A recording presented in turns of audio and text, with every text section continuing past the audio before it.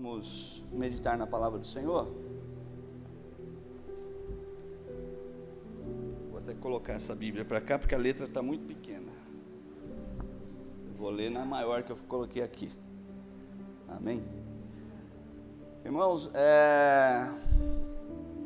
desde que o pastor me ligou, eu fiquei orando, fiquei meditando, procurando um tema, e eu confesso que eu comecei até a ficar preocupado ontem. Falei: Senhor, o Senhor até agora não falou nada no meu coração, o que eu vou fazer? Eu vou ligar para o pastor vim. Mas de ontem para hoje Deus falou grandemente comigo, e eu tenho certeza que vai falar com os irmãos também. Amém? Essa mensagem, ela me impactou profundamente, e eu creio que o Senhor tem grandes coisas para cada um de nós. Amém? O tema da mensagem de hoje é tempo de reconciliação. Tempo de reconciliação. Eu creio que é o tempo que nós estamos vivendo. Não é mais o tempo de se afastar, é o tempo de se reconciliar com o Senhor. As coisas estão acontecendo, irmãos. Abram os olhos, tudo está acontecendo. Amém?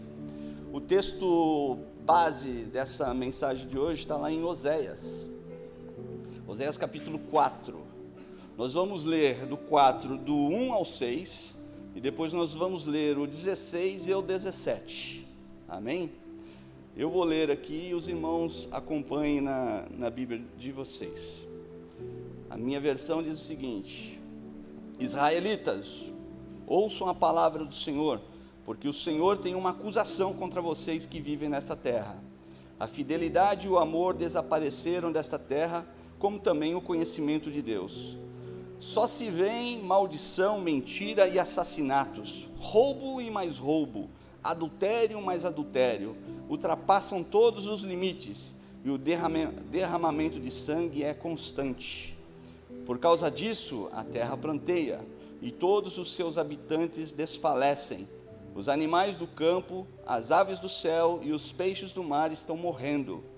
Mas que ninguém discuta, que ninguém faça acusação, pois sou eu quem acusa os sacerdotes.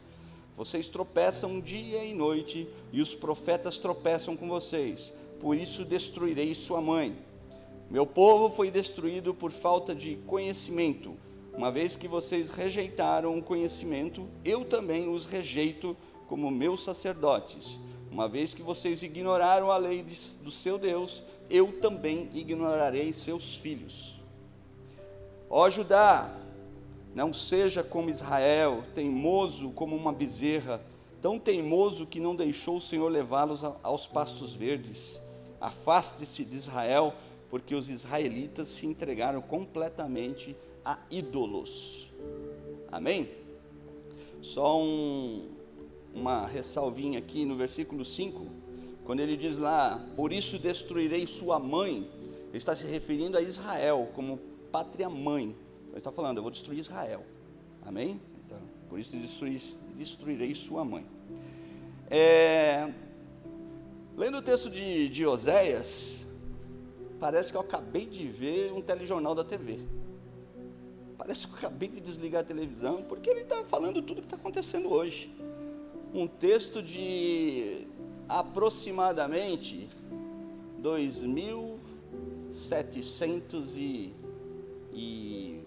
26 anos, 2.726 anos mais ou menos, foi quando foi escrito esse texto pelo profeta Oséias. Tão atual, irmãos, tão refletindo a nossa sociedade hoje, não é verdade? Fidelidade e amor desapareceram.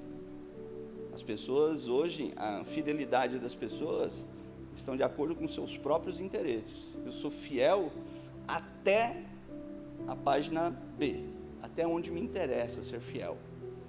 Se o negócio apertar, eu te entrego, eu deixo a fidelidade de lado, eu passo a rasteira em você, se você estiver na minha frente para alcançar uma promoção. Fidelidade foi embora. E amor? O amor desapareceu.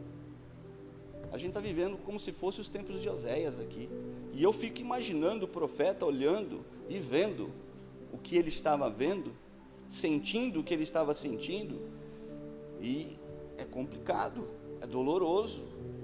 Os profetas por si só, eles já eram homens de intercessão, e homens de intercessão sofrem, sentem a dor, eles têm tanta empatia que eles sentem a dor de quem eles estão intercedendo, e quanto mais trazer juízo, ele está trazendo uma mensagem de juízo. Só se vê em maldição, mentira, assassinatos, roubo e adultério. É o Jornal Nacional, irmãos, estamos descrevendo aí, são as notícias de hoje. Se você pegar e chegar na sua casa e abrir a sua internet, qualquer página de notícias, põe lá no Google, por exemplo, crimes acontecidos hoje, meu irmão, vai dar listas de crimes acontecidos hoje, listas, isso tudo está acontecendo. Vamos falar um pouquinho, atualizar essa situação aqui. O profeta Oséias, tudo indica que ele era oriundo, que ele nasceu no Reino do Norte. Como é que funcionou isso aqui? Até vieram os reis, o povo de Israel, né, os hebreus, nesse caso, eles clamavam por rei, e o Senhor não queria dar-lhes reis, mas eles clamaram, queremos, então tá, então lhe dou Saul, e veio Saul cometeu vários atos que a gente sabe bem. Depois de Saul veio Davi, homem segundo o coração de Deus. Depois de Davi veio o seu filho, Salomão. Salomão até começou bem. Ele começou fazendo um pedido extraordinário ao Senhor. Para um jovem de 22 anos, pedir sabedoria a Deus, não é algo comum. É algo que já tinha sido inculcado na cabeça da criança por Davi todo o tempo. Se você pegar e começar a ler a história de Salomão quando pequeno, você começa a ver que Davi, ele vai alertando Salomão, ele vai falando, sabedoria é melhor do que dinheiro. Então você vê que a escolha de Salomão não foi uma escolha difícil, mas nos impressiona, não é? Salomão, ele teve um filho chamado Roboão, e olha aí para quem quer ter filhos ainda, umas dicas de nome bonito aqui, Roboão. Roboão era o filho de Salomão, e no final já do reinado de Salomão, ele quis construir grandes obras, e para isso ele precisava de dinheiro. E para conseguir dinheiro, qual é a forma mais eficaz que um governante faz para conseguir dinheiro? Aumenta os impostos, né? E os impostos estavam lá nas alturas. As tribos, porque o povo hebreu era constituído por tribos, descendentes de Jacó e do seu filho José. E as tribos estavam já no limite. Quando Salomão morreu, as tribos se reuniram e elegeram até Jeroboão, outro nome bonito, elegeram Jeroboão para interceder por eles, para que os impostos baixassem. Então ele foi falar com Roboão. Jeroboão com Roboão parece até uma dupla sertaneja, mas não é. E eles estavam ali dialogando, e Roboão, ele cometeu um erro terrível. Ele ouviu a reclamação, só que ele foi se aconselhar com pessoas que não tinham Deus no seu coração, que não tinham a mesma visão de Deus. E o que os amigos de Roboão disseram a ele? Eles estão reclamando de imposto? Aumenta mais, põe mais carga neles. Isso fez com que Israel, com que o povo hebreu, tivesse uma ruptura. Eles romperam. Nesse período que eles romperam, criou-se o Reino do Norte e o Reino do Sul. O Reino do Sul ficou com Roboão, e a tribo de Judá e a tribo de Benjamim ficou com Roboão. As outras tribos ficaram todas para o Reino do Norte. O Reino do Norte ficou conhecido como Israel, e sua capital era Samaria. O Reino do Sul era conhecido como Judá, e sua capital era Jerusalém. Talvez agora você entenda um pouquinho porque daquela rincha de samaritanos com os judeus. Judeus descendentes do Reino do Sul contra samaritanos do Reino do Norte. O problema é que Oséias, aqui nesse caso, ele foi levantado para alertar os israelitas, Reino do Norte. Então, por isso que ele se dirige a israelitas. Ele está falando com os israelitas, não com os judeus, nesse caso. Então, ele está chamando a atenção dos judeus.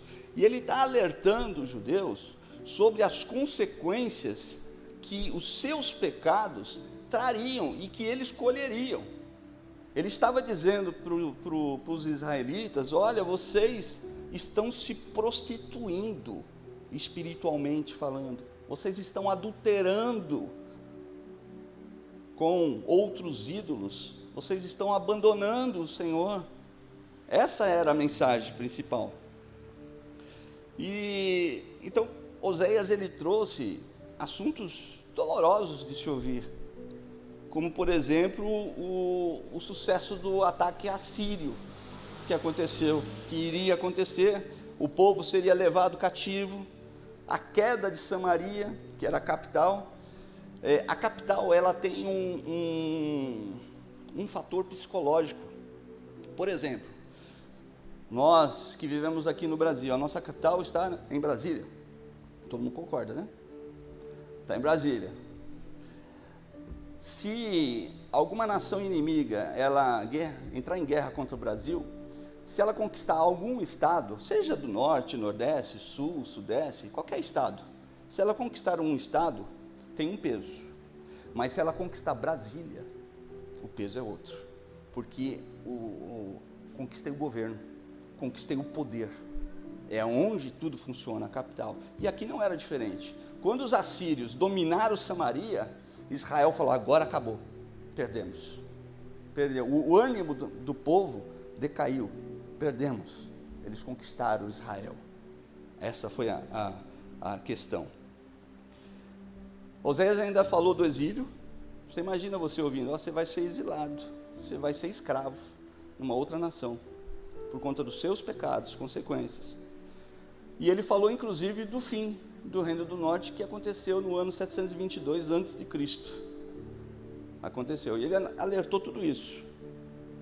Com isso, o profeta Oséias, ele explicou por que Deus permitiu que tudo aquilo sobreviesse sobre o seu povo. Ele estava explicando para ele: olha, vocês vão sofrer tudo isso, não porque Deus quis, porque vocês foram maus, porque vocês pecaram, porque vocês adulteraram contra o Senhor, porque vocês se prostraram a Baal, porque vocês trouxeram idolatria para o povo que foi livre do Egito, que foi de mãos poderosas. O Senhor fez tantos milagres para trazer esse povo para a terra prometida, e o povo se prostrou novamente, não a um bezerro de ouro agora, mas a um outro Deus. Se prostrou novamente o povo. Outra característica importante de Oséias, e talvez a mais terrível, é que o Senhor usou a sua vida familiar para ilustrar o seu relacionamento com Israel. O Senhor determinou que Oséias casasse com uma mulher chamada Gomer. Ela era prostituta. E o Senhor falou para ele criar os filhos da prostituição que viriam. Ilustrando isso tudo, Deus usou a vida familiar de Oséias para demonstrar ao povo como Deus estava se sentindo com a noiva se prostituindo com outros deuses e abandonando o Senhor, que aqui se compara ao marido, ao noivo, e ela preferindo outros. E assim Deus fez, e assim Oséias fez. Oséias casou-se então com Gomer, e não foi diferente. Ela adulterou. E a Bíblia relata que os filhos não eram legítimos também. Até que num momento, ela resolveu abandonar Oséias e foi morar com o amante, com um dos amantes, né? Ela foi morar. Qual que é a mensagem que o Senhor traz de uma situação tão trágica? Porque é uma situação familiar tão trágica. O que o Senhor traz com isso? Através dessa vida de Oséias. Ele mostra para o povo que da mesma forma que Oséias estava sofrendo, aquilo atingia o coração de Deus, a decepção atingia o coração de Deus em ver a sua igreja, a sua noiva, o seu povo a quem ele libertou, a quem ele se doou, a quem ele amou, saindo com outros deuses, se prostituindo, adulterando com outros deuses. Mas veja só que interessante, lá no capítulo 3, o Senhor mandou Oséias se reconciliar com a sua esposa. Ele perdoou e a comprou do seu amante e pagou um alto preço. Você consegue imaginar a cena? O Senhor falou assim: vai lá e perdoa ela e traz ela de volta. Ele foi lá e o camarada falou: é tanto, você tem que me pagar tanto. Ele estava comprando, se fosse um objeto, ele estaria comprando algo que já era dele. Lembra que o pastor fez um exemplo de um barquinho que um menininho fez? É mais ou menos isso. Fez o barquinho, brincando na correnteza, de repente a correnteza levou, alguém achou, vendeu para um comerciante colocou, viu o barquinho bonitinho, deu um trato no barquinho e colocou à venda. E o menininho: esse barquinho é meu. Falou: não, tem que pagar agora por ele. E o menininho juntou e pagou o preço que foi. O que o Senhor está querendo trazer com essa atitude? Você consegue imaginar? Ele está se referindo a Jesus. Ele está se referindo a Jesus, que mesmo nós, sendo criaturas de Deus, nós nos afastamos do Senhor. E o Senhor Jesus veio, e Deus, para nos resgatar das mãos do inimigo, que os nossos antepassados nos venderam, o Senhor, para nos resgatar, teve que pagar um alto preço para nos resgatar. E agora Ele nos comprou 2 vezes. Ele nos comprou 2 vezes. E agora nós temos a oportunidade de ser propriedade do Senhor Jesus. Amém? É isso que Deus estava fazendo através da vida de Oséias. Deus já estava anunciando Jesus lá atrás. Aliás, uma boa dica para você que quer ler a Bíblia inteira: comece pelo Novo Testamento. Comece pelo Novo Testamento, cartas, depois vai para o Velho. Você vai começar a ver Isaías falando de Jesus, Oséias falando de Jesus, Daniel apontando para Jesus. Você começa a ver que a Bíblia toda, ela aponta para Cristo, ela aponta para a cruz. A Bíblia inteira aponta para a cruz. Amém? Nessa analogia, Deus, ele é então o marido bom e justo, que ama e quer bem o bem da sua esposa, nesse caso, Israel. Só que apesar da bondade e compaixão de Deus, Israel se mostra ser uma esposa infiel e que se rebela contra o seu marido. Nesse caso específico, Israel estava deixando de adorar o Deus único e adorando outros deuses, né? E nesse contexto que Deus anuncia as consequências do pecado. Mas o profeta Oséias, ele não só registrou a parte ruim, ele registrou a parte boa, porque ele disse que haveria uma restauração do povo pós-exílio. Ele mostrou que Deus não abandonaria seu povo, mesmo diante do pecado, diante do adultério que seu povo cometeu. Ele manteve-se com a palavra dele, queria trazer de volta o seu povo, queria resgatar o seu povo, queria fazer uma nova aliança com o seu povo. O profeta também proclamou a restauração do povo de Deus, por causa do eterno amor e misericórdia de Deus, por cada um de nós, Havia promessas então de futuro maravilhoso, reservado para os remanescentes após o exílio. Deus prometeu essa nova aliança, e essa nova aliança, ela se cumpriu completamente em Jesus. Essa nova aliança se cumpriu em Jesus. Deus, ele fez, eu até marquei aqui, a primeira aliança que ele fez foi com Adão. A segunda aliança que ele fez foi com Noé. A terceira aliança foi com Abraão. E a quarta aliança foi com Moisés. E a quinta aliança e definitiva aliança com Jesus, através de Jesus. Amém? Todas as outras alianças nós quebramos, os nossos antepassados quebraram. Nós não fizemos a nossa parte. Com Jesus, ele enviou o sacrifício perfeito.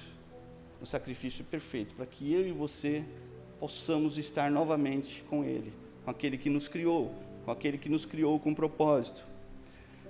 Esses dias eu estava procurando filme na Netflix, aí você fica com controle remoto, esse não. Aí eu achei um filme com o seguinte título, 90 Minutos no Paraíso. Eu falei, será? Coloquei para assistir. Baseado em fatos reais. Isso, esse filme aí, 90 Minutos no Paraíso. É baseado em fatos reais. Se você tiver curiosidade e você tiver acesso à Netflix, assista. Ele traz a história de um pastor que sofreu um acidente e foi para o paraíso por alguns minutos, né? Ele não queria mais voltar, irmãos. Depois da glória que ele viu, depois de tudo que ele viu, ele não queria mais voltar. O outro filme que eu vi, agora eu queria que você me ajudasse aí, colocasse a imagem do outro filme lá. O Céu é de Verdade. Eu não sei, falei para ele, eu não sei porque eu sempre esqueço do nome. E esse é aquele menininho ali. Ele tem uma experiência também. Ele tem um apêndice sulfurado, ele vai para uma cirurgia e ele vai para o céu, ele encontra Jesus e é coisa extraordinária. Também está na Netflix. Eu até achei esquisito. Falei, Netflix com esse tipo de filme? Mas, irmão, vale a pena. Os dois filmes valem a pena. E com tudo isso na minha mente, eu lembrei do meu pai. Eu lembrei do meu pai, eu lembrei do irmão Antônio, eu lembrei da Cida e do Dionísio. Né? Meu pai sempre ali na porta, o irmão Antônio aqui, a irmã Cida e o Dionísio naquele cantinho ali. Lembrei dos 4 que foram recentemente, né? De 1 ano e meio para cá, foram os 4 pessoas amáveis. E eu fiquei imaginando, mas nunca eles iam querer voltar para trás, voltar para a terra, mas nunca. De tanta glória que eles estavam vendo lá, ele falou, cheguei, alcancei o meu propósito, venci a morte, vou receber o galardão, vou encontrar Cristo. Que glória maravilhosa, irmãos. O céu é o nosso destino, o céu é a nossa casa, é para lá que nós vamos, e é por isso que a gente precisa se desprender desse mundo, se desprender das coisas que nos agarram, que nos ferem, as coisas que nos seguram aqui, impedem com que a gente tenha um relacionamento pleno com o Senhor. O céu é a sua casa. Quando a Bíblia fala que nós somos embaixadores de Cristo, ela não está falando de cargo, não. Ela está falando o seguinte, você está aqui por um tempo provisório, mas você vai para a sua casa, e é para lá que eu quero ir, irmãos. Eu não sei quando, não sei como, se vamos no arrebatamento, ou se eu vou individualmente, como meu pai, o irmão Antônio, a Dionísio e a Cida. Eles foram individualmente, Jesus chegou para eles. Eu sei que eu vou para lá, eu quero ir para lá, eu almejo ir para lá, e para isso eu preciso deixar as coisas que me atrapalham, eu preciso deixar essas coisas de lado, porque isso me prende aqui, e eu não quero nada me prendendo aqui. Amém? Nesse caso de Israel, Deus ele mostrou todas as consequências, que aquele povo sofreria por causa de sua infidelidade. Mas no final ele anunciou que Jesus seria o resgate suficiente, seria a aliança final, e isso que nos alegra, e isso traria um pouco de ânimo para aquele povo, que saberia, olha, nós vamos passar por tudo isso, porque nós pecamos, iriam passar por tudo aquilo, mas havia uma promessa de uma restauração, de uma reconciliação. Por isso o tema da mensagem de hoje. Meu irmão, hoje eu e você somos privilegiados, nós temos acesso livre ao Senhor. Naquela época, eles tinham acesso somente através de sacerdotes. Hoje você é sacerdote, você chega no Santo dos Santos. Os sacerdotes eles se preparavam para estar no Santos dos Santos, porque se eles estivessem de qualquer maneira no Santo dos Santos, eles eram fulminados pela presença de Deus. E como é que nós chegamos no Santo dos Santos? Eu não estou falando de igreja. Como é que nós chegamos no Santo dos Santos? Como é que eu me relaciono com o Espírito Santo? Como é que eu falo com Deus? Como é que eu estou na presença de Deus? A gente precisa avaliar isso tudo. Às vezes nós estamos tão presos nesse mundo, tão preocupados com situação financeira, sabe? com promessas, com emprego. Claro que a gente precisa de tudo isso. Nós oramos com saúde, nós oramos agora no início do culto. Nós precisamos de tudo isso, sim. Mas a Bíblia fala que o Senhor, Ele conhece todas as nossas necessidades. Então, por que a gente se preocupa? Isso para mim, Eduardo, eu vou derrubar isso aqui. Para mim, Eduardo, foi tapa na cara, irmãos. Por que você se preocupa tanto? Por quê? Porque está preocupado com o dia de amanhã. E aí, eu choro. Não é para estar, Senhor, mas eu estou. Dá ansiedade, às vezes não dorme, fala, Senhor, e agora eu não durmo? Falei, vou aproveitar para orar então, né? Aí você começa a orar, dá sono, né? Você fala, eu vou ler a Bíblia. Aí você começa a ler, dá sono, né? Mas, irmãos, eu estou falando de situações que nos agarram aqui, que nos prendem, e nós precisamos nos libertar dela. Eu vejo os nossos irmãos que partiram. Se a gente tivesse oportunidade de só fazer uma perguntazinha para ele, volta lá, eu te dou a oportunidade de voltar, se Deus te der, você volta. Vixe, você está doido, Eduardo, você está doido? Volta não. E uma outra coisa que interessante, que eu estava conversando com a minha esposa essa semana, foi que a gente, para nós que estamos limitados no espaço de tempo, é muito complicado, né? Então, meu pai faleceu, vai fazer 2 anos, né? Para mim, é duro, né?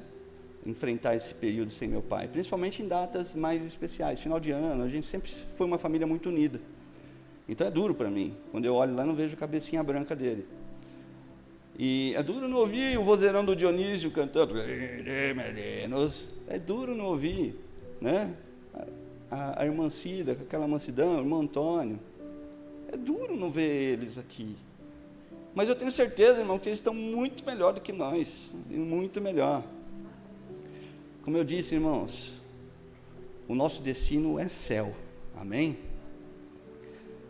Porém, contudo, todavia, nos tempos atuais, nós estamos vivendo o mesmo período, ou um período semelhante ao que Oséias viveu. E agora eu não estou falando só de mundo, eu estou falando de igreja como corpo, ok? Não estou falando de denominação. O amor está se esfriando. O amor de muitos, a Bíblia já dizia, né? Que o amor de muitos esfriaria. O amor ao próximo, entre os cristãos, também está se esvaziando. Nós estamos muito mais preocupados em estar na igreja do que ser igreja. E é uma diferença tão grande entre as duas condições. Estar na igreja, eu posso estar aqui e não ser igreja. Ser igreja é diferente. Eu sou igreja onde eu vou, aonde eu tenho oportunidade, eu levo o amor de Deus. Isso é ser igreja, através dos meus testemunhos, através das minhas ações e através das minhas palavras. Eu sou igreja, amém? As pessoas, é comum a gente ver, irmãos, eu tenho certeza que no serviço de você, talvez você já tenha visto isso, pessoas traindo o outro por conta de poder, status ou dinheiro, não é isso? Fácil, não é? Mentira, assassinato, roubo, adultério, derramamento de sangue, já nem nos impressiona mais. Você já notou isso, irmão? Que às vezes você assiste uma notícia de uma morte horrível e você olha, tá. Já notou isso? Que a gente já está com o coração endurecido para algumas coisas? Mortes hoje ficaram banalizadas. Estão sendo considerados números apenas. 20 pessoas morreram num acidente de trânsito. 20? Poxa, a gente tem milhões de pessoas vivendo aqui no Brasil. 20 não é muito. Fizeram um videozinho na internet que eu achei o máximo. Pegaram um camarada e falaram para ele assim, quantas pessoas, um número de pessoas, você diria que é aceitável de morrerem em acidentes de trânsito? Aí ele falou, como assim? Ele falou, quantas pessoas você acha que seria um número aceitável? Nós somos tantos milhões aqui. Ele falou, umas 70 pessoas seria um número aceitável. Aí o cara puxou no rádio e falou assim, pode mandar entrar. Entraram 70 pessoas, todas da família dele. Aí o mesmo cara virou para ele e falou assim, e agora? Quantas pessoas é aceitável morrer em acidentes de trânsito? Ele falou, nenhuma, porque era a família dele, né? Mas aí ele entendeu a mensagem. Nós somos família, irmãos. Não é à toa que nós nos chamamos de irmãos. Nós somos família. Talvez a gente até tenha um desentendimentozinho, porque irmão briga. Eu já vi a minha filha, se ela estiver assistindo, ela vai me bater ao chegar em casa, pegando o pé do meu filho e vice-versa, né? Mas se amam, não é? Nós somos família, irmãos. Às vezes acontece algum probleminha assim, mas a gente precisa se amar além dos problemas, a gente precisa superar isso, a gente precisa estar juntos, amém?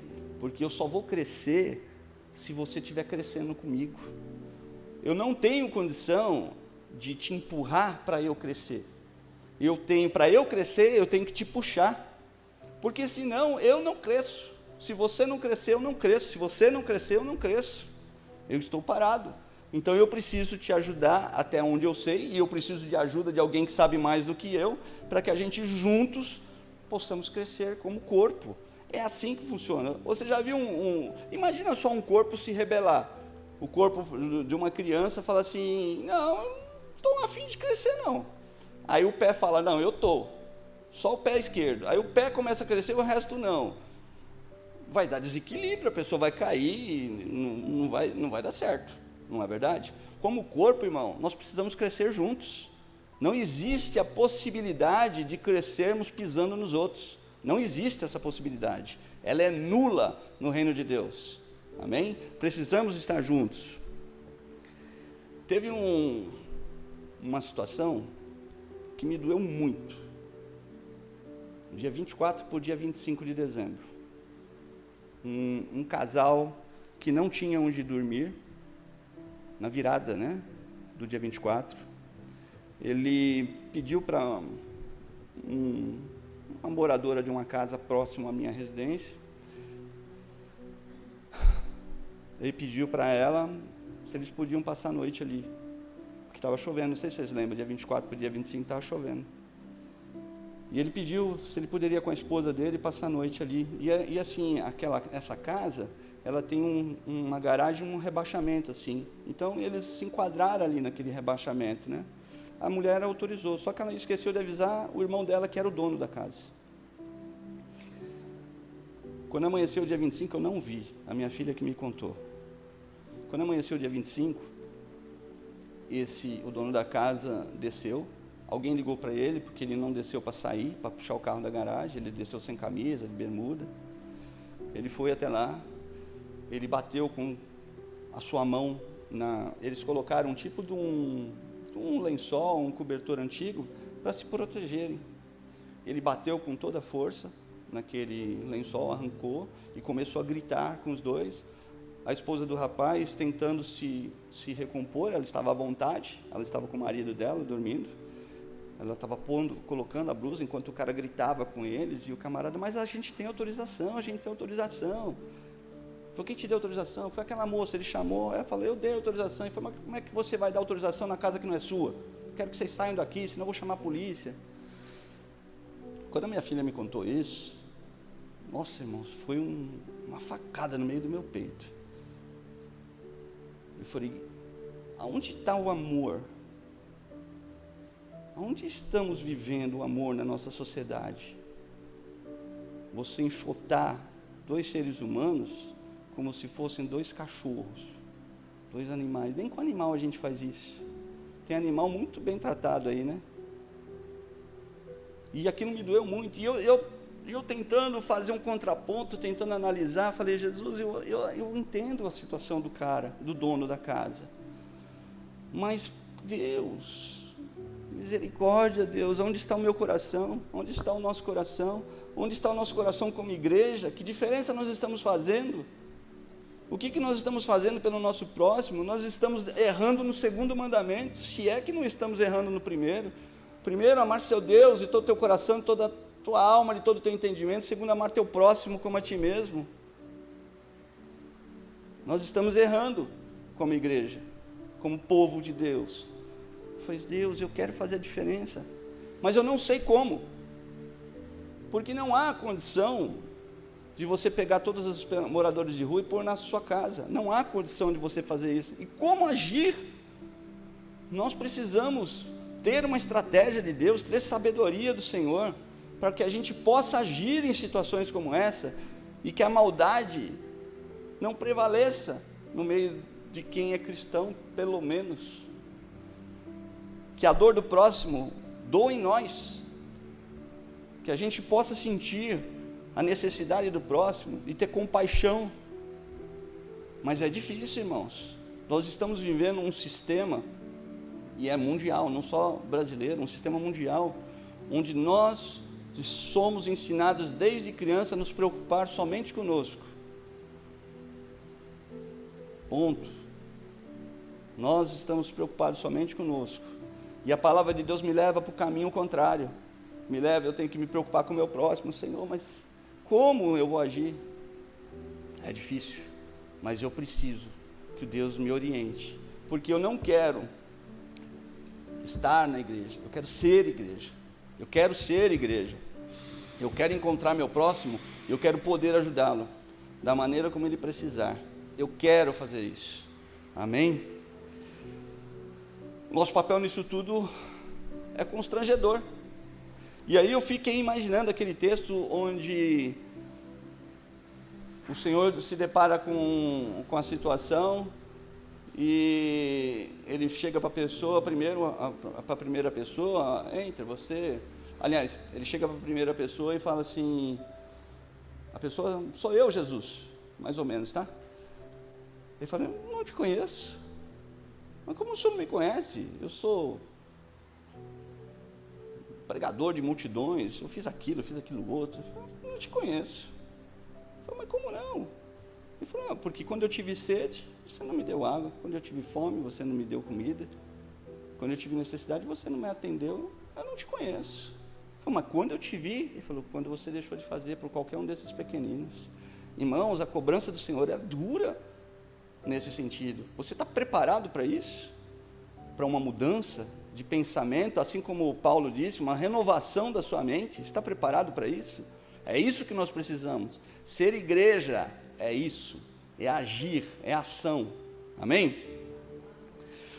Senão nós vamos viver ao contrário do que Paulo falou em Romanos 12:2. Paulo falou, não vos conformeis com esse mundo. Aí o mundo diz, se conforma. Eles não, são vagabundos, são errantes. Gente, olha para o Evangelho, vê quem Jesus assistia. Era os camaradas mais doidos do mundo. Era prostituta, era coxo, era cego. Esses camaradas não tinham valor nenhum naquela sociedade. E Jesus parava e dava atenção a eles. E o que Jesus fazia com os religiosos? Bordoada, né? Os religiosos vinham com presunção, Jesus,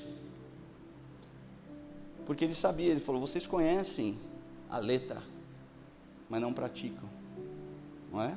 Que Deus tenha misericórdia de nós, irmãos, que a gente possa conhecer e praticar. Ou será que o nosso propósito é apenas cumprir rituais religiosos? Venho 3, 4 vezes por semana à igreja, eu estou bem, hein? Anotou aí, tirou foto para postar ali no Facebook, que eu estive aí em todas as reuniões, não perdi uma, fui em vigília. Será que esse é o nosso propósito? E eu não estou criticando vir à igreja, pelo contrário, vir à igreja é importantíssimo. Estar na igreja é importantíssimo, mas só estar na igreja não basta. Existe uma atividade que a gente usa no meio policial, ela trata do seguinte, atividade finalística e atividade meio. Atividade finalística e atividade meio. Qual a atividade finalística de um policial, por exemplo? É patrulhar, é combater o crime, é te dar proteção, é te atender quando você precisar. Essa é a finalidade, é a atividade finalística dele. Qual a atividade meio? São os atos administrativos, são treinos, são palestras, essas são atividades meio. Só que as atividades meio e finalísticas, elas estão ligadas uma à outra. Seria mais ou menos assim, na igreja, seria a minha atividade meio, e não minha atividade finalística. Aqui é o lugar onde eu aprendo, é o lugar onde eu tenho comunhão com os meus irmãos, é o lugar onde eu oro, recebo oração, é o lugar onde eu tenho ferramentas, o Senhor me dá ferramentas, para que eu possa executar bem a minha atividade finalística. E qual é a minha atividade finalística? Como corpo de Cristo, levar o Evangelho a toda criatura, todo aquele que for batizado será salvo, amém? Essa é a atividade, esse é o id da igreja. Jesus, ele não falou, se comprometam de estar na igreja X dias, se comprometam a fazer isso, ele falou, se comprometam a levar o Evangelho a toda criatura, e aquele que for batizado, ele será salvo. O objetivo do Evangelho é céu, o objetivo do Evangelho é levar o crente para o céu, aliás, levar o crente não, levar todas as pessoas para o céu, amém? Deus nos confronta essa noite, irmãos, Deus nos confronta essa noite, através dessa analogia com Oséias, Ele nos confronta, porque a sua igreja não está totalmente comprometida com o noivo. O Senhor nos confronta essa noite, até que ponto você está comprometido com o noivo? Até que ponto você está comprometido comigo? O Senhor nos confronta essa noite. Quantos irmãos você conhece? Não estou falando só daqui, tá? Quantos cristãos você conhece que no meio dessa pandemia acabaram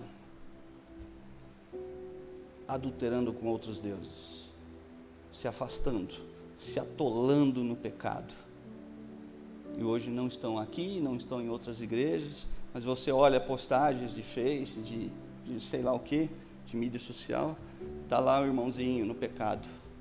Quantos irmãos? Eu conheço alguns, e isso dói, porque é para estar aqui, é para estar conosco, aprendendo aqui e executando lá fora. Não está perdido lá fora, não é isso. O Evangelho não é para isso, o Evangelho é para resgatar a todos. Ainda há tempo dessa reconciliação com Deus, ainda há tempo, porque a porta está aberta, mas ela vai se fechar. E eu vou dizer para vocês, com os sinais que nós estamos vendo, ela vai se fechar logo. Mas ainda há tempo para você se reconciliar com o Senhor. E o tempo é hoje. O tempo, ele clama. Nós não podemos perder a oportunidade. Às vezes a gente pensa, mais para frente eu me comprometo com Deus. Mas quem garante que amanhã você estará aqui? Quem garante que amanhã você não terá um encontro com a sua eternidade, com o destino da sua eternidade? Quem te garante isso? Mas eu sou muito novo. Eu tenho um primo que morreu com 19 anos, aqui na Avenida Mirim, num acidente de motocicleta. 19 anos. Cara bonitão, parecido comigo, assim. Brincadeira, tá? Sou mais bonito. Tem um menino que era da minha turminha, a gente cresceu junto, ele tinha 9 anos. Eu tinha acho que 11. O pai dele chegou em casa alterado e era tarde já. E naquela época você comprava cerveja de garrafa, né? E ele catou e falou pro menino, vai lá buscar uma cerveja para mim. Vai logo. Jogou um garfo no menino, o menino saiu correndo. E traz ela logo, que eu quero ela fria, gelada. O menino foi correndo. Quando ele voltou correndo, um carro veio, atropelou ele, o menino morreu. 9 anos. Idade não é tempo. Idade não marca o tempo de você ir para a eternidade ou não. Eu não estou aqui pregando Apocalipse não, tá bom? Eu só estou dizendo que nós precisamos ter consciência disso tudo. Amém? Eu creio, irmãos, que a gente nunca teve uma época com tanta tecnologia, como a gente tem hoje, né? Na palma da mão você tem banco, você tem serviços, né? Só que essa mesma tecnologia que você tem na sua mão, que é maravilhosa, ela também traz umas outros aplicativos lá, mídias sociais, Facebook, Instagram, TikTok, joguinhos, que fazem com que a gente se distraia. E aí às vezes a gente fala assim, puxa, como o tempo está voando. Está voando nada, irmão, continua tendo 24 horas, é você que está gastando tempo com uma coisa que não presta. Você está gastando seu tempo demais com coisinhas que são supérfluas. Então nós precisamos vigiar, irmão. Eu não estou dizendo que joguinho é errado, não. Eu e o pastor, de vez em quando, a gente fica um desafiando um jogo, num joguinho de bolinha lá. É coisa assim, de um nível, de uma maturidade muito grande.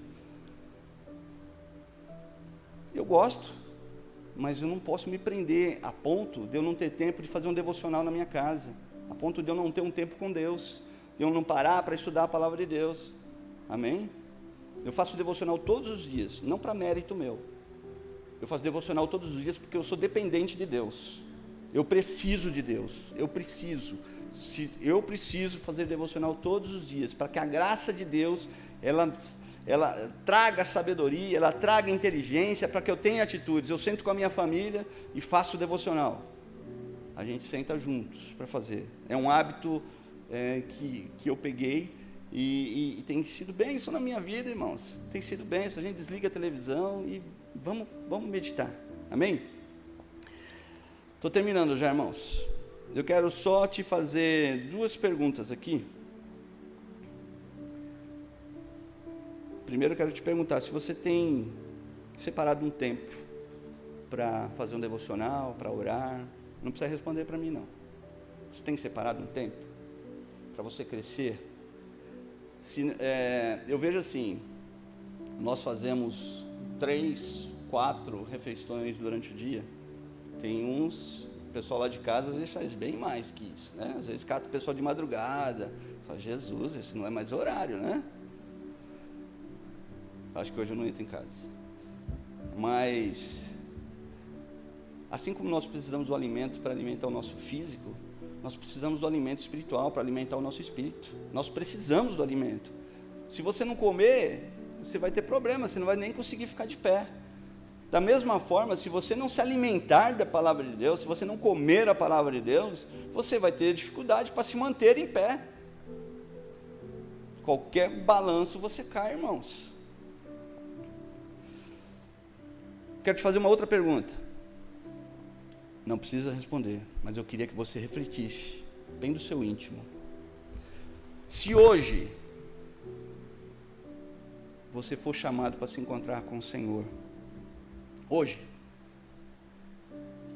você for chamado, você tem convicção de que você está pronto?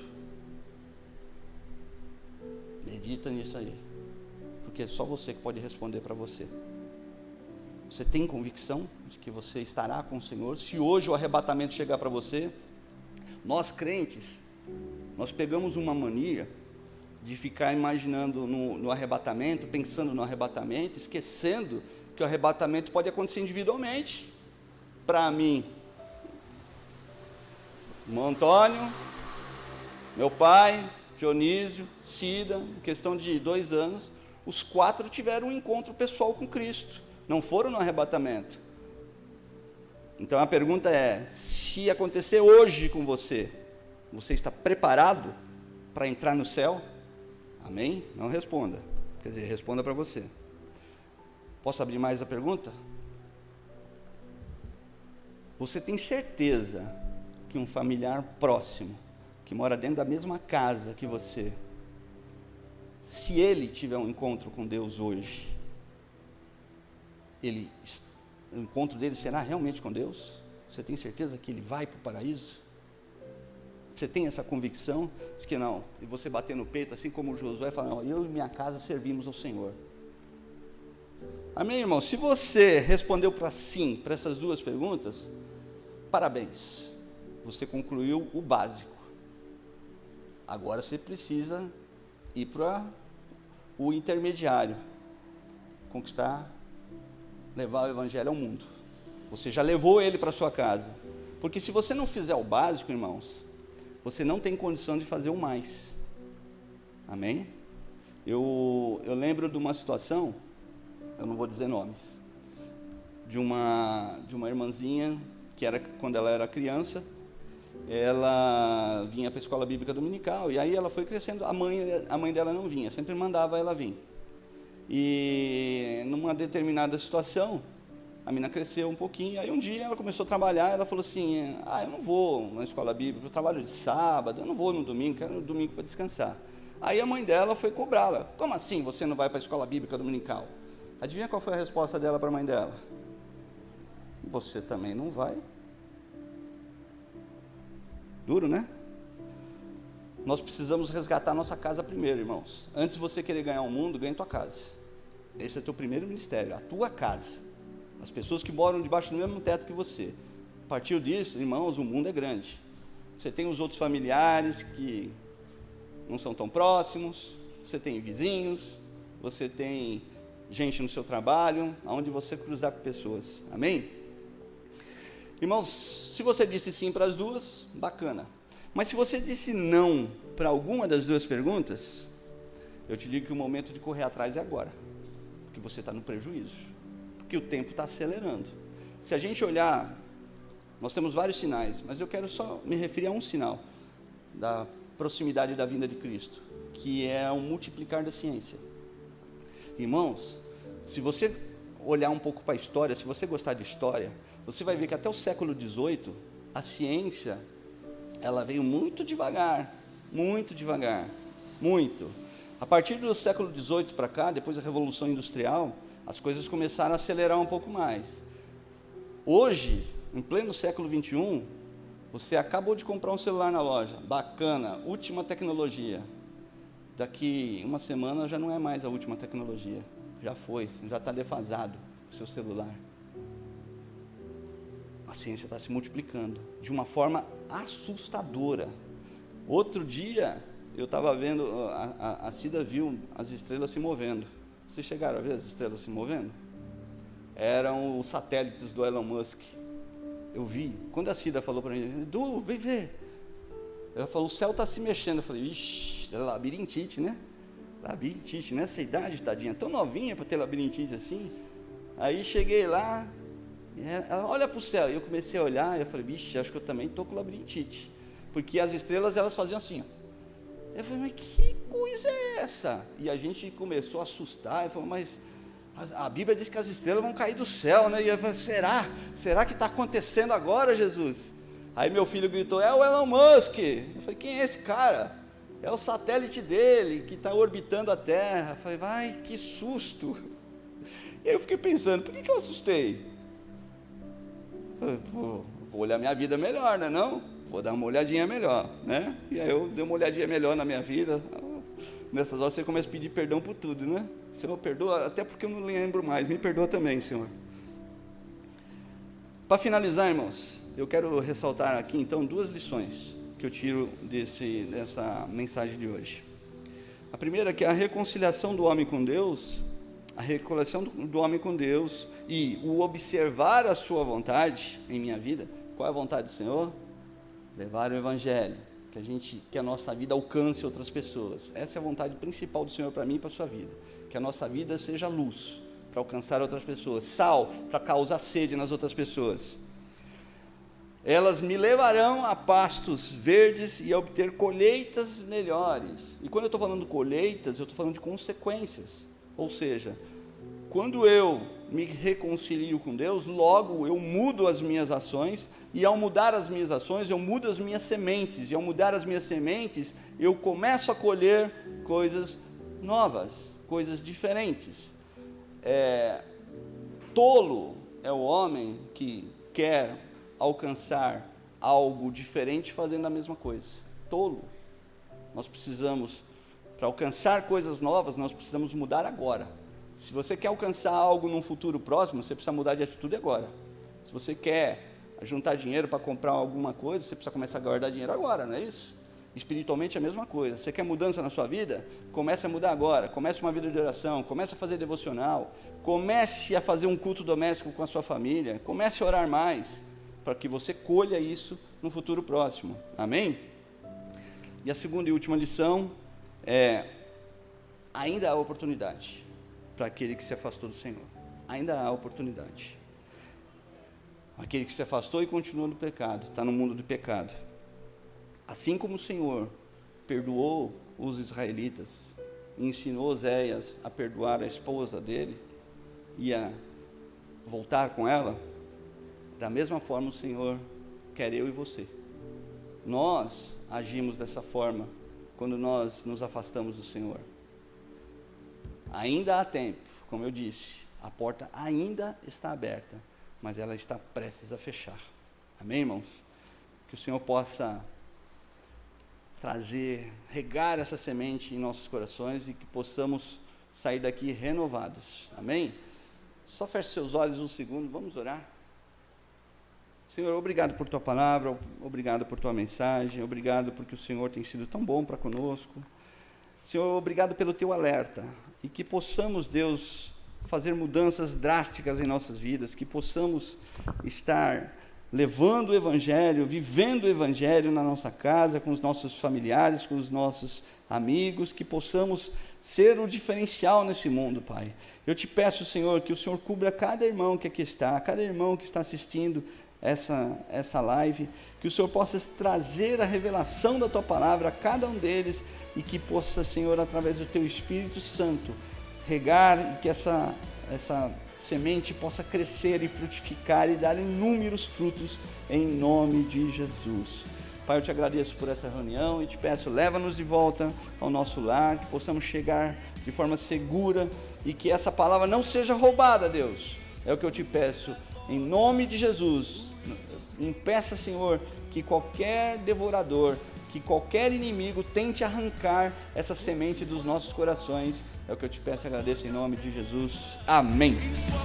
Amém.